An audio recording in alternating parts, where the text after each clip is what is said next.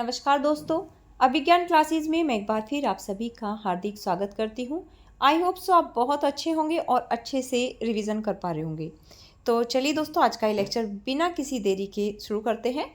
प्रश्न नंबर 691, भ्रमरगीत सार में किन अलंकारों की प्रमुखता है? तो भ्रमरगीत सार में ये सादृश्य मूलक अलंकार की प्रमुखता रही है। ऑप्शन नंबर सी आपका यहाँ सही हो जाता है। चलिए व्याख्या देख लेते हैं। भ्रमरगीत सार आचार्य रामचंद्र शुक्ल द्वारा संपादित महाकवि सूरदास के पदों का संग्रह है। उन्होंने सूरसागर के भ्रमर गीत से लगभग 400 पदों को छांटकर भ्रमर गीत सार के रूप में प्रकाशित कराया था। चलिए नेक्स्ट प्रश्न देख लेते हैं। भ्रमर गीत सार के किन पदों में श्लेष और यमक अलंकार पाए जाते हैं? तो भ्रमर गीत सार के गे पदों में श्लेष और यमक अलंकार पाए जाते हैं। ऑप्शन नंबर ए यहाँ आपका सही हो जाता है। यहाँ ये गलत दिया गया है, इसमें व्याख्या देख लेते हैं। व्याख्या सही दी गई है। भ्रमर गीत सार के गे पदों में श्लेष और यमक अलंकार पाए जाते हैं। भ्रमर गीत सार ग्रंथ के लेखक आचार्य रामचंद्र शुक्ल रहे हैं। चलिए नेक्स्ट प्रश्न देख लेते हैं। भ्रमर गीत श्रृंगार रस का कैसा काव्य है? तो भ्रमर गीत ये उपालम काव्य है। ऑप्शन नंबर सी आपका यहाँ सही हो जाता है। चलिए व्याख्या देख लेते हैं। भ्रमर गीत श्रृंगार रस का उपालम काव्य है। भ्रमर गीत में गोपियों की वचन वक्रता अत्यंत मनोहारिणी है। ऐसा सुंदर उपालम काव्य और कहीं नहीं मिलता है। नेक्स्ट प्रश्न देख लेते हैं। रास पंचाध्यायी की प्रमुख विशेषताएं क्या क्या रही हैं वो देख लेते हैं। यह रोला छंद में लिखी गई है, बिल्कुल सही है। इसमें कृष्ण की रासलीला का विस्तार से वर्णन किया गया है, यह भी सही है। और इसमें अनुप्रासादा युक्त साहित्यिक भाषा का प्रयोग भी किया गया है। जबकि विकल्प नंबर 4 यहाँ गलत दिया गया है कि इसमें दुरारूढ़ कल्पना दिखाई गई है, यह गलत है। जबकि आपका विकल्प नंबर 1, 2 और 3 ये सही हो जाते हैं। ये आपका ऑप्शन नंबर 3 के अंतर्गत दिए गए हैं। चलिए नेक्स्ट प्रश्न देख लेते हैं। सूरदास के बारे में आचार्य रामचंद्र शुक्ल द्वारा लिखित कौन सा कथन सही है? तो यहाँ पर 4 कथन दिए गए हैं, इसमें से सही जो है वो हमें छांटना है। तो विकल्प नंबर 2, उन्होंने भागवत के 10वें स्कंद की कथा इतिवृत्त के रूप में कह दी है। विकल्प नंबर 3, उन्होंने भिन्न भिन्न लीलाओं को अत्यंत मधुर और मनोहर पदों में गाया है। तथा विकल्प नंबर 4, उनके पद अत्यंत प्रगल्भ और काव्यपूर्ण है। तो विकल्प नंबर 2, 3 और 4 यहाँ सही दिए गए हैं। चलिए, तो ऑप्शन नंबर 3 आपका यहाँ सही हो जाता है। चलिए नेक्स्ट प्रश्न देख लेते हैं। श्याम विनोदी रे मधुबनिया, अब हरि गोकुल काहे को आवही, चाहत नो यौवनिया। सूरदास प्रभु तजी कामरी, अब हरि भय चिकनिया।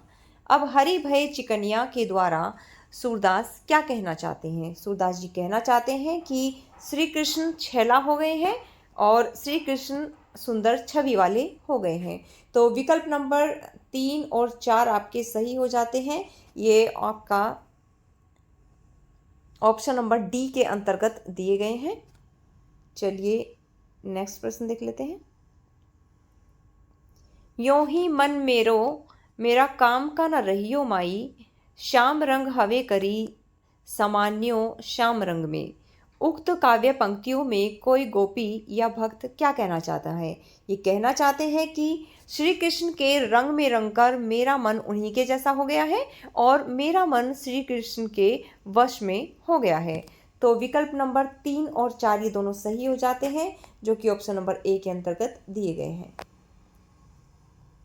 चलिए नेक्स्ट प्रश्न देख लेते हैं।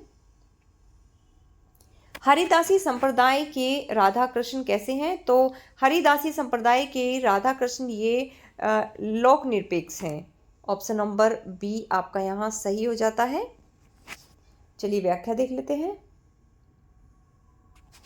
हरिदासी संप्रदाय के प्रवर्तक ये स्वामी हरिदास जी रहे हैं और स्वामी हरिदास ने वृंदावन में निम्बार्क मत के अनुसार सखी संप्रदाय या टटी संप्रदाय की स्थापना की। चलिए नेक्स्ट प्रश्न देख लेते हैं।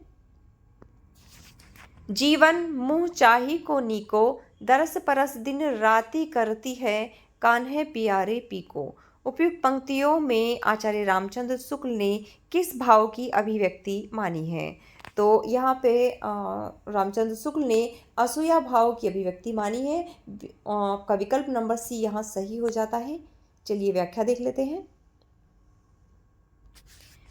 निर्गुण भक्ति भाव सगुण भक्ति भाव के विपरीत यह धारा रही है। असूया भाव की जो धारा मानी जाती है, इसमें निर्गुण भक्ति भाव में ईश्वर की सत्ता को यहाँ स्वीकार नहीं करते हैं। आइए व्याख्या देख लेते हैं। निर्गुण शाखा के प्रमुख कवि कबीर, रैदास, जमनाथ, लालदास, दादू दयाल रहे हैं। वहीं सगुण शाखा के प्रमुख कवि रहे हैं सूरदास, तुलसीदास, मीराबाई, नंददास, कृष्णदास, परमानंद दास, कुंभन दास इत्यादि।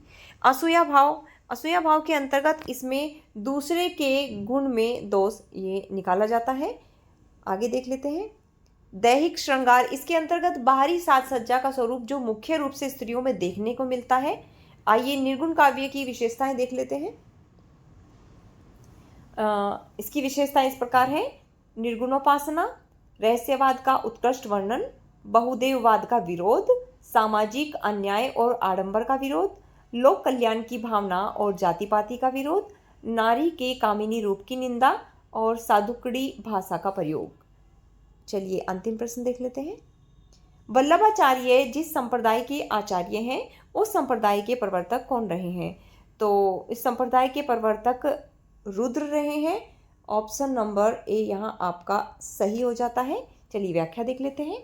वल्लभाचार्य जिस संप्रदाय के आचार्य हैं वह रुद्र संप्रदाय है, जिसके प्रवर्तक विष्णु स्वामी हैं और इनका दार्शनिक मत शुद्धाद्वैतवाद रहा है। तो चलिए दोस्तों, आज का ये लेक्चर यहीं समाप्त करते हैं। और अगर आपको ये प्रयास अच्छा लग रहा है तो इसे लाइक, शेयर और सब्सक्राइब कीजिएगा। इससे हमें एक मोटिवेशन मिलता है।